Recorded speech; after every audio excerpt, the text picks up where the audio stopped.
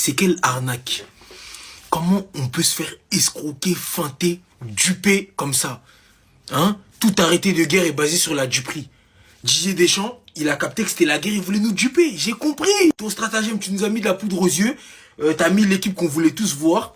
T'as écouté les conseils des fans de la fanbase parce qu'on était fâchés contre toi après l'euro cataclysmique auquel on a eu affaire.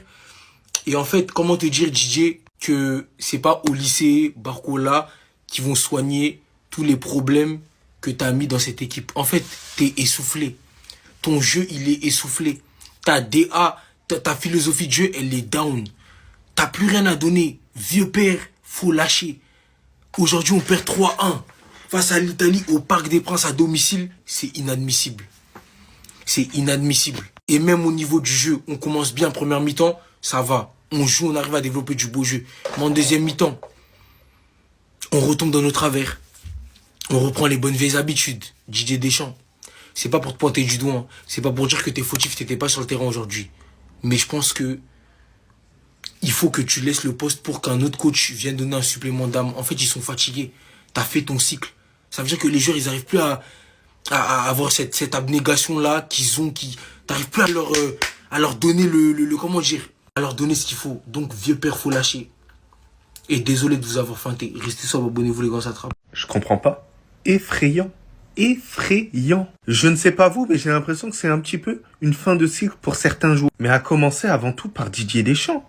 Mais j'arrive pas à comprendre les choix qu'il nous a fait là aujourd'hui. Ne pas mettre Jules Koundé, mais c'est une faute tout simplement professionnelle. Et encore vu le match de Klose aujourd'hui, catastrophique. Défensivement, il s'est fait limite manger à chaque fois, alors que Jules Koundé t'a fait honneur. Le match des deux dans l'axe, certes, il n'a pas été bon, mais ça peut arriver à certains moments. Je vous cache pas que individuellement, ils ont toujours été bons en équipe de France. Et pour moi, c'est la charnière qui va débuter. Alors je sais qu'il y en a certains qui vont me parler d'Upamecano. C'est vrai qu'Upamecano, c'est un très bon défenseur. Mais moi, j'ai quand même une préférence pour les deux.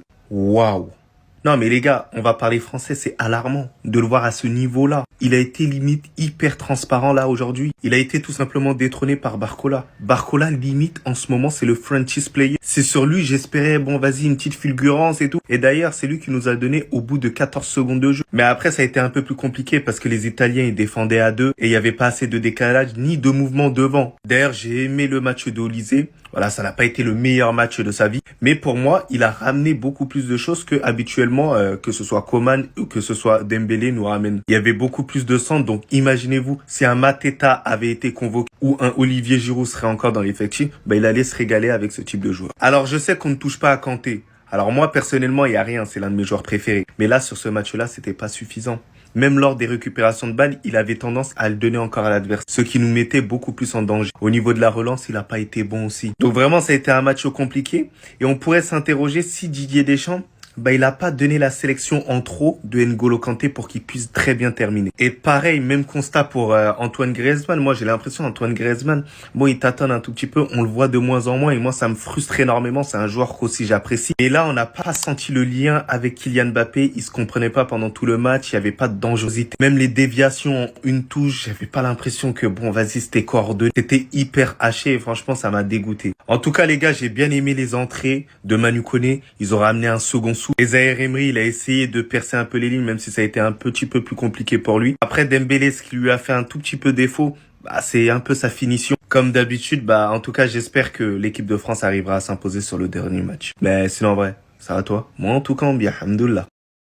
Donc tout ce boucan là, pour produire ça, même Di Marco il dit mais c'est ça, on m'a dit Olysée, Barcola, ça, c'est ça? Deschamps, tu nous expliques pourquoi t'as mis Klose d'un coup alors que Koundé il commence enfin à se libérer en tant que latéral droit? Parce qu'il a mis une jupe?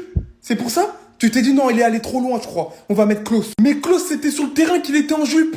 C'était sur le terrain. Sur le but, on dirait c'était un U14 qui admirait les grands jouets. Un spectateur. En fait, il était pareil que moi sur mon fauteuil quand on a regardé le but. On était subjugués. Oh, Tonali, quelle aile de pigeon. Oh, la reprise de Di Marco. Limite, il était comme ça. Limite, il aurait fait devant comme moi j'ai fait. Koundé, habille-toi comme tu veux, mais joue. Joue, s'il te plaît.